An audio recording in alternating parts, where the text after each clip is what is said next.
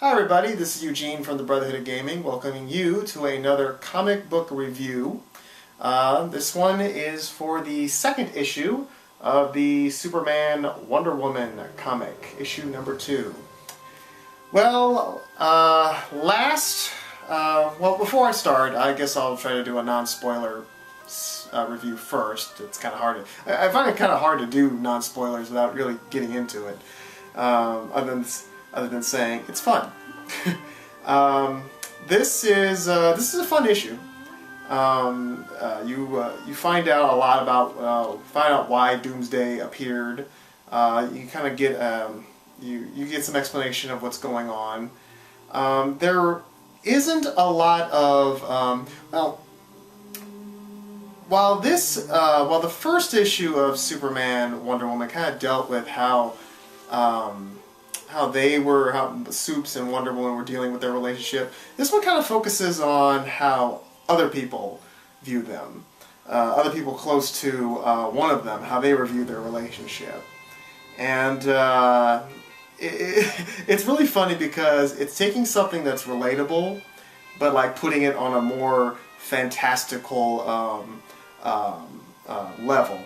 One of my favorite quotes when it comes to writing characters like Superman, it came from Grant Morrison, I believe. He said, you know, Superman is just like you and me. He walks his dog. The only difference is while we walk our dog across the street, he walks his dog across Pluto. You know, he does the same things that we do. He just does it on a larger scale. And that's what kind of this issue explores, is that, you know, they a newly minted couple, and they deal with the same issues that we deal with. They just deal with a much more, you know, grandiose level. And the ending also had a nice little surprise. Again, this is the non-spoiler part, but I won't go into it as of yet. But as far as my non-spoiler thoughts on it, I thought it was a very fun issue. And it's yeah. That's basically all I can say without going into too much spoilers. But so non-spoiler, it's fun. Spoiler section. Okay, Superman and Wonder Woman. Well, last we left off, Diana was getting pummeled by Doomsday, and it continues. She's on the deck of the ship, and she is just getting housed, just getting torn up. She has both her arms broken, which is not good. Doomsday is moving in to deliver the killer blow, when suddenly he vanishes, and like a wave comes and engulfs the ship. Then the next shot you see Superman lifting the ship out of the water. I had to go back and read it a couple times to know exactly what happened. It was a little bit confusing. It's one of those things that they show it to you and then explain later what happened. Well, the ship is safe. Clark is asking Diana, "Are you okay? What happened?" She talks about there was this creature that she'd never seen before. It was a total monster, stronger than anything she'd ever fought. She's also healed, by the way, divine blood. You know, she kind of lets Clark know that she's fine. Clark then takes her back to the Fortress of Solitude upon hearing the story, and he like uses the mirror or camera to look inside the Phantom Zone, and she asks him, "That creature right there, is that what you fought?" And she's like, "Yeah, that's Doom." And then he says, "Oh man, that's Doomsday." And apparently what's going on is that the shields that hold these phantoms in the Phantom Zone is starting to break down. So by doing this, these creatures that are locked in the Phantom Zone are starting to cross over into Earth, which is why Doomsday was there. And this, of course, freaks out Clark, knowing that if Doomsday manages to fully escape and be here on Earth, he could really cause a lot of damage, and he's not sure that he can stop this creature on his own. Then he had a nice little touching moment between him and Diana, where Diana says that you will stop him. You know, there's more to you. You have more strength than just your physical strength. You will stop Doomsday because, most importantly, the biggest reason why you'll stop him is because you won't be fighting alone. I'll be fighting with you. Oh. Then Diana decides to take Clark to Maleficent, where she meets up with Hephaestus. Now, in this incarnation, Diana is the daughter of Zeus. So all the gods of Olympus are her brothers and sisters. And Hephaestus, the cool thing about Hephaestus in Greek mythology is that he was a blacksmith. So he's the one that kind of builds all the weapons, all the weaponry and stuff. He's also married to Aphrodite, which is kind of funny because Hephaestus is like the ugliest god, and Aphrodite is, you know, the goddess of beauty. But they're married, and apparently Aphrodite is also very jealous. But you can tell that Diana and Hephaestus have a applicable relationship. He cares for her and vice versa. And he kind of tests Superman. The thing about it is that these are all gods, and Superman is still technically immortal. So Hephaestus kind of, since he's like Diana's brother, he kind of tests him out, see how strong he is. So he like tries to attack Superman with his hammer, and Superman just grabs it. And he's like, oh, okay, he's all right. Later on, he's showing Superman the armor. That apparently they went there to get this special kind of armor. It's an armor that Hephaestus made for Ares. And just then Apollo shows up. Interesting that in this incarnation Apollo is a black man, or looks like a black man. I thought that was kind of funny. He was also accompanied by Strife. Apollo is the sun god, the god of the sun, and he's also right now the ruler of Olympus. Well, he is completely, completely disapproves of Superman. Matter of fact, he brings up the fact, he calls Superman Diana's latest conquest, that, you know, I thought that last puppy you had was disappointing, but at least he was a human, referring to Steve. He just totally dissing Superman and talking all this trash to Diana.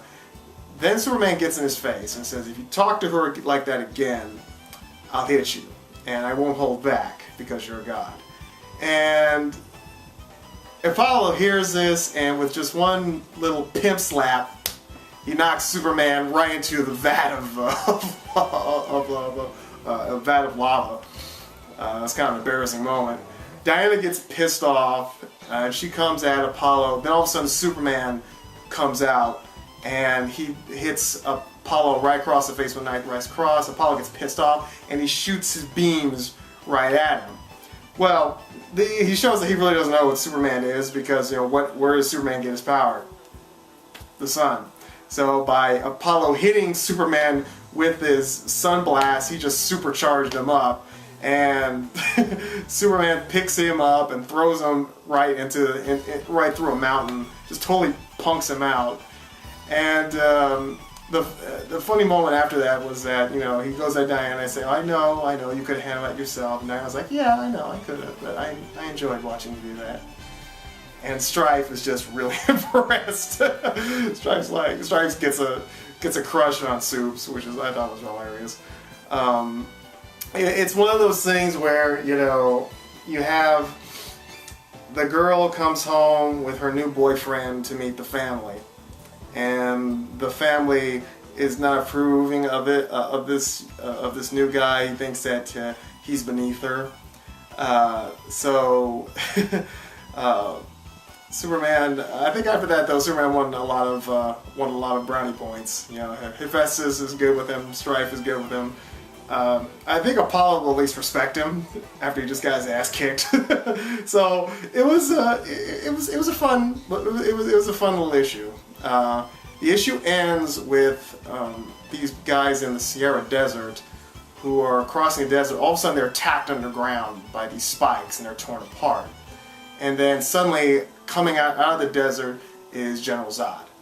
So he's the new Phantom Zoner that has just escaped from the Phantom Zone. So that's basically where this is going. It looks like this first arc of this issue, where it's Clark and Diana battling these Phantom Zoners, and trying to find a way to keep the Phantom Zoners from crossing over Earth while they're, you know, they do some relationship building in the process. So overall, you know, if you're wondering about the Superman Wonder Woman relationship, if you're having questions about it, I do suggest you check it out. Like I said, I don't know if it'll convert you all the way, but I think at least here, like I said, it will help you at least warm you up to it a little bit, because I am starting to buy more and more Clark and Diana as a couple. You know, starting to see the stuff they go through. Like I said, the stuff they go through is stuff that we go through in daily life. They just have to do it on a grander scale. So, thumbs up. Superman Wonder Woman issue 2. I say go check it out. It's a good comic. Now, we're not over yet. I want to end this video with one last thing. I just want to give my thoughts. Earlier today, the new teaser trailer for Maleficent hit theaters. Disney's Maleficent. Maleficent's my favorite Disney villain, and I've been waiting for something on this film. I've been kind of worried about it because I heard there were like all these reshoots happening. But finally, we saw a teaser.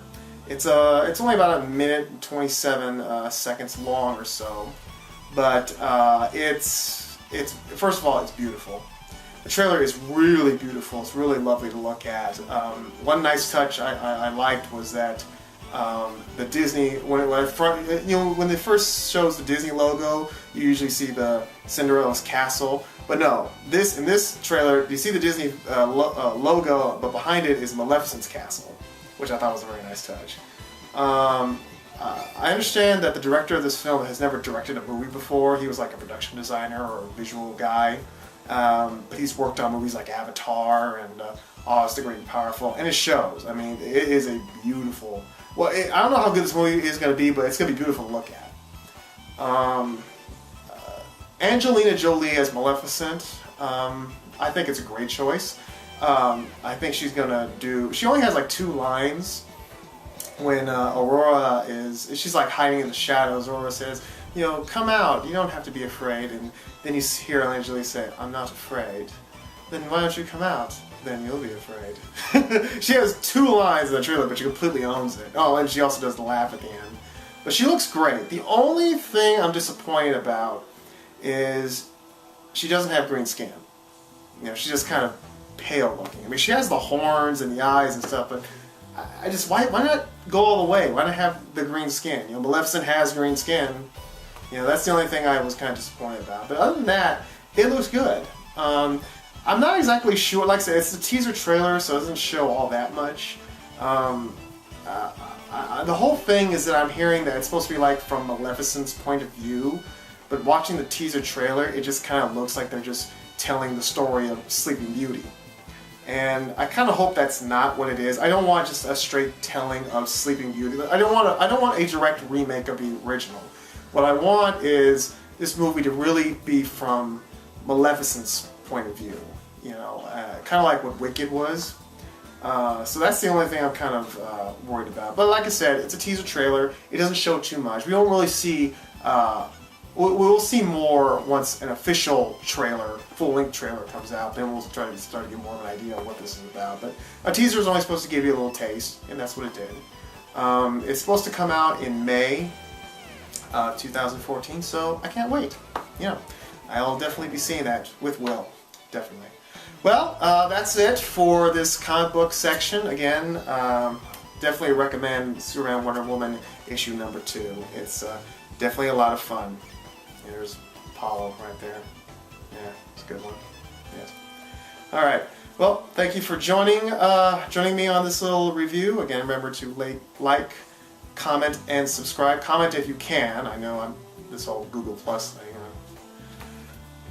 You know, YouTube always finding new ways to improve things.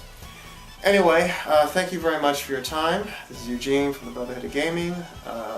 Reminding you all to be safe out there, take care, and see you next time.